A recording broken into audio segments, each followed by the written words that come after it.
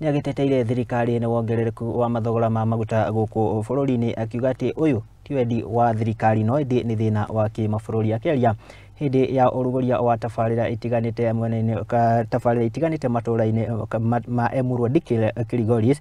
Ntutu ni ahoete Akenya gukorwo na ukirĩrĩria kana kuhe thirikari kahinda kaiganu niguo ikorwo igithingicira mathina maya. O hindi ĩyo ni akiuritie mwahu wa mũng'ethanĩro gukorwo ugithemana na kuhuguia muingi iguru ria ndeto ino ya mathogora ma iguru ma maguta. Munasikia kwa hii radio watu wengi wanazungumzia mambo ya mafuta, mambo ya hali ya maisha imekuwa juu.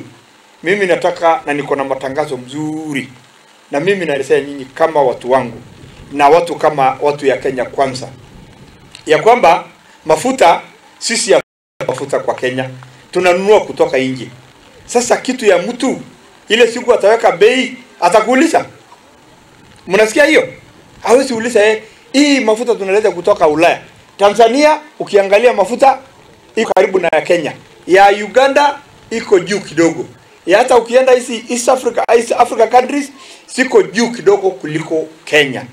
So, mkisikia hii radio na mzee wetu wa kitandawili akitangaza kwamba ati Ruto amepandisha mambo ya mafuta, sio Ruto, kwa sababu sisi hatuna hiyo mafuta, iko kwa Ulaya. So, mkisikia hiyo kelele sana kwa TV na radio, usiseme ni William, hata kama ilikuwa ni mtoto ya Raila kwa hapo, bado tu mafuta ingeongezeka. Sijui kama tunapatana. So, haiwezi saidia hata mtu akipiga kelele na aweke sufuria kichwa ati kulalamia kwa sababu mafuta imeenda juu. Mafuta juu sio kwa sababu ya Ruto ama kwa sababu ya Ole Ntutu, ni kwa sababu mwenye ambaye anatoa mafuta huko Ulaya, kuna vita inaendelea huko Russia, hiyo ni moja. Mambo ya pili, huko Ulaya karibu baridi ingie.